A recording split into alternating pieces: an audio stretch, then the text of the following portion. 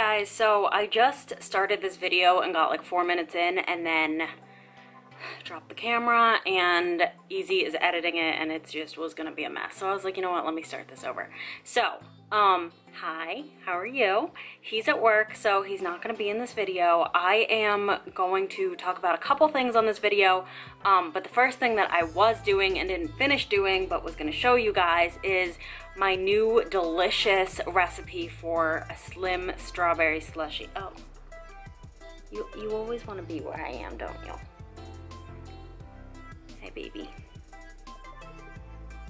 Oh, hi. Anyway, so, didn't blend it yet, but I'm gonna talk about it, and I had to go out of the kitchen just because the lighting was so horrible. Anyway, so, you all know by now, if you follow me, I'm a Plexus ambassador. However, the reason I'm a Plexus ambassador is because I believe in this stuff so much. Like, I never have believed in supplements as much as I believe in this stuff. And Fitz believes in it too.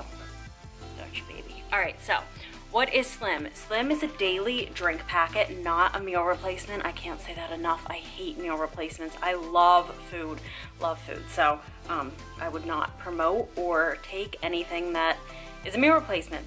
Anyway, Slim is plant-based, it's natural, it's 5 calories a packet. It tastes like lemonade-ish, watermelon-y. I can't really describe the taste. Like, I feel like everybody tastes something different, and like your first sip doesn't taste the same as your last sip. But it's good, it's really good. It's like berry watermelon lemonade, kind of, yeah.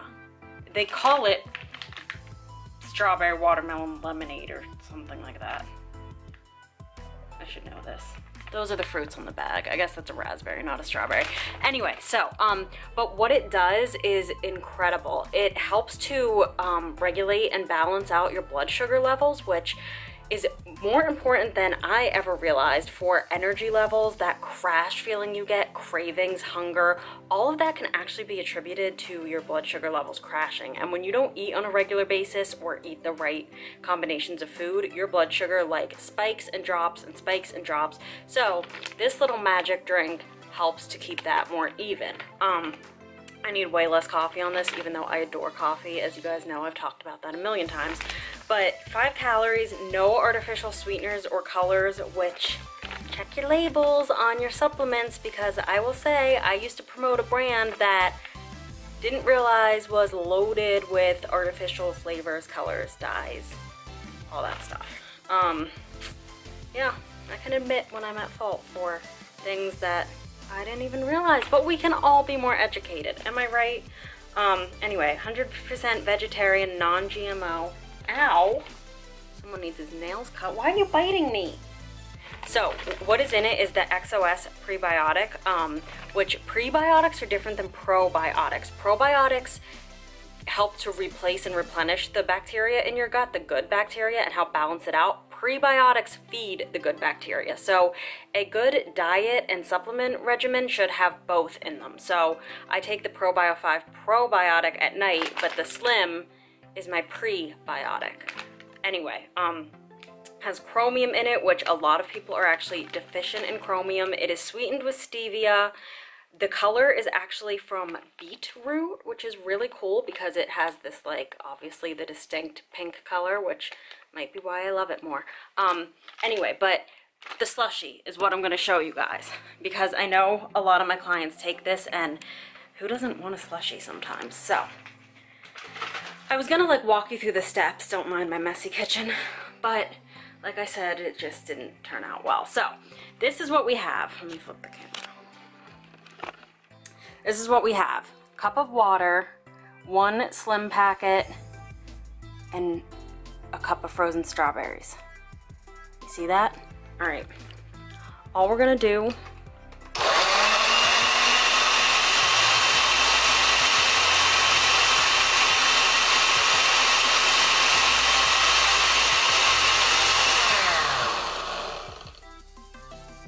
and that's it. Isn't it pretty? Seriously, this is gonna taste like a strawberry daiquiri. resist the urge to add some vodka to it because you're gonna want to. However, I'm actually not a big drinker. Well, so cheers to you. This is my drink for the day, but wanted to talk about a couple things in this video. I'll put that over there so you don't have to watch me drink, sorry.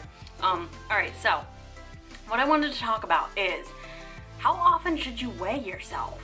This, I think, is a really good topic because I will have clients who weigh themselves daily, weigh themselves weekly, don't weigh themselves at all, and there's not a right or wrong answer to this. So, yeah. So, but I think this is a really good topic, especially because I have changed my pattern over the years. So, to start, if you have scale anxiety, which a lot of people do, and the scale really, really depresses you and gets you down, which used to be me and still is occasionally, I would recommend that you take a deep look at why the scale gets you down and what the reasoning is. I realize that when you're trying to lose weight, it can be really, really frustrating to get on the scale and see that it's up a pound, down a pound. However, I used to be a weekly weigher. Once a week, I would get on the scale, and that would determine my mood for literally the next week. Because if I was actively trying to lose weight and it was up a pound from the week before, I would be in a bad mood. If it was down a pound from the week before, you know, I would be excited, whatever the case may be. However, I don't anymore think that that is the best method of tracking your results. I will always preach photos and measurements as the #1 method because your body can change no matter what your weight is. When you are building muscle and losing body fat, your body can literally shrink and you can stay the same on the scale. But that's not the point of this topic right now. The point of this topic is why I think you need to change your mindset about the scale.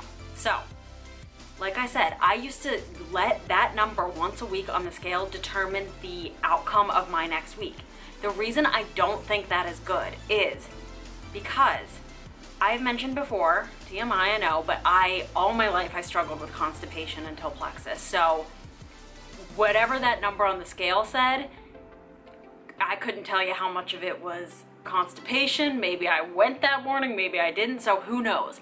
Water fluctuations affect the scale big time, especially for women who go through the cycles they go through their menstrual cycle. And I personally get really, really bad, again, sorry guys if you're watching this, but TMI, I get really bad cycles, and some months are worse than previous months. I actually have PMDD, which is premenstrual dysphoric disorder, which is a diagnosed severe version of PMS. So my weight fluctuations from just the time of the month could be like 3 to 5 pounds a month of water weight.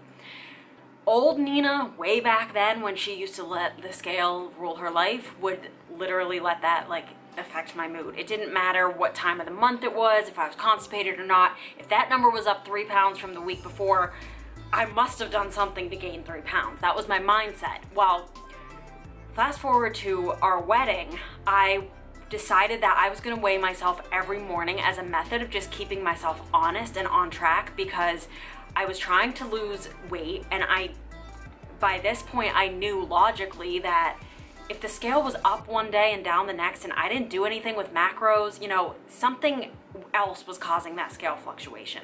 It wasn't that, you know, the scale that I gained a pound overnight. Like, that's not gonna happen. So anyway, I started to switch my mindset and decided that I was going to experiment with the scale. And what I started doing was weighing myself after cheat meals. Now, a lot of people are like, don't get on the scale after you have, you know, a big cheat meal. Fitz, what are you doing? After you have like a big cheat meal. No, I would do that, and I would step on the scale and I would see that scale go up 6 pounds since the day before, because I wanted to prove that, okay, I know I didn't gain 6 pounds overnight.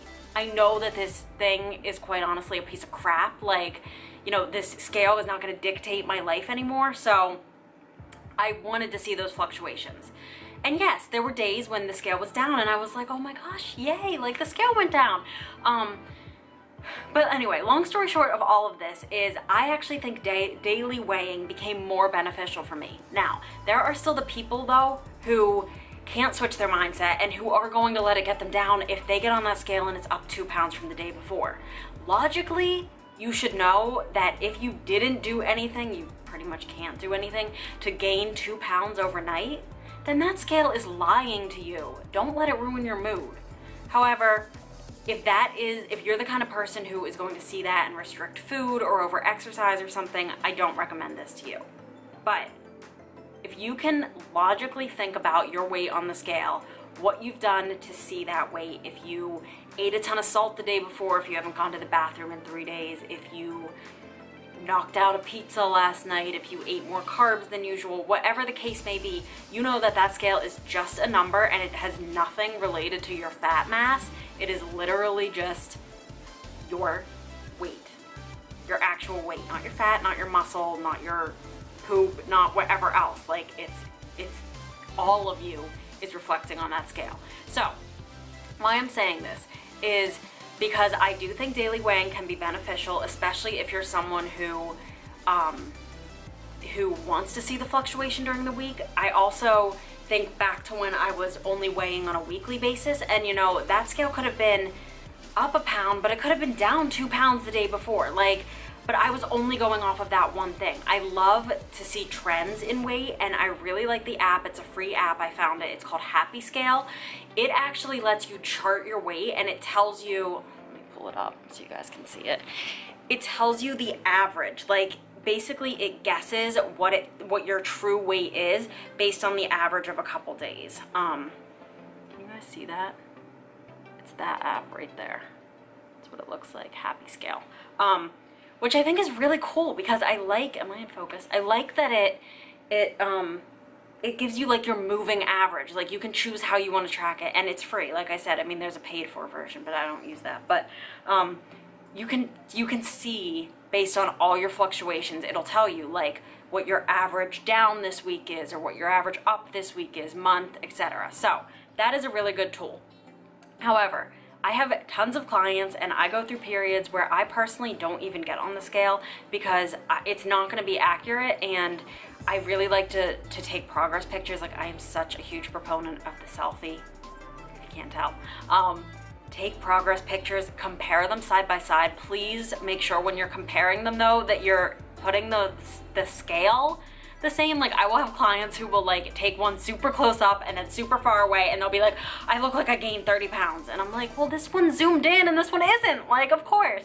So you have to put them to scale. But anyway, do what you want when it comes to the scale, but don't let it dictate your life, because too many people let it dictate their lives. And if you can honestly get your mindset to switch and logically realize that whatever that scale says, it's not just about your fat mass. It's about so much more than that.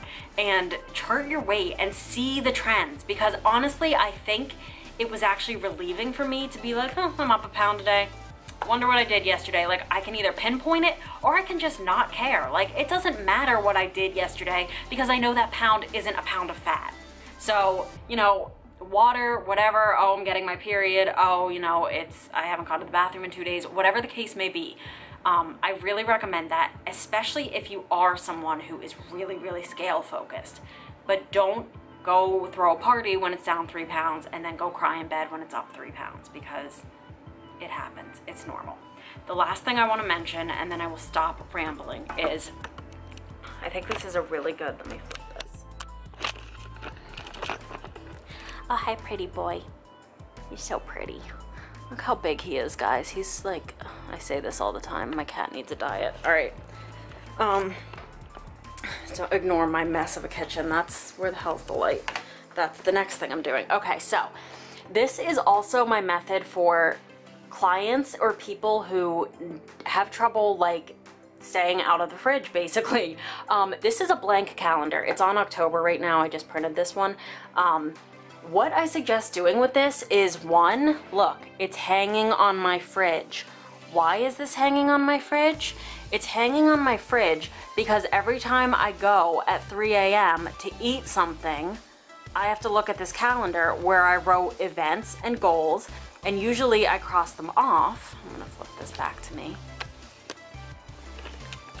Usually I cross them off so that I can see exactly how many days I have till we go to Orlando. So when I can't sleep at 3 a.m., I'm like, Nina, you really don't need to stick your hand in that box of granola. Like, you got 13 days, girlfriend. That's the psychology behind why it's hanging on the fridge, because you will look at that every time you're like going in that fridge for something that you shouldn't be eating. Now, you can also track your weight on that chart calendar if that's helpful to you. You don't have to. I like to write days like, oh, I'm gonna take progress photos this day. So once again, it's kind of like, oh, Nina, stay out of the fridge. I don't do this all the time. I only do this when like I'm trying to cut a few pounds or I have a goal to meet or something like that. But I think it's really helpful, especially because I personally have much more of an appetite at night, and I know I have a lot of clients who they'll be like, I eat healthy all day and then it's 7 p.m. and I eat half the fridge. So I am one of those who has been there in the past. So I think that is a really, really helpful method. You can just print any blank calendar off the computer. Try it. If you guys try it, let me know. It also works for other goal setting things, like, I don't know, set like what your goal is for that week, like your big goal with income or with, I don't know, whatever you guys do for work. Like, set other goals for what it is that week and write it on the calendar, because the fridge is something you go into every single day and you will see it. All right, I hope this video was somewhat helpful. I'm sorry Easy was not in it. I know a lot of you like him better than me.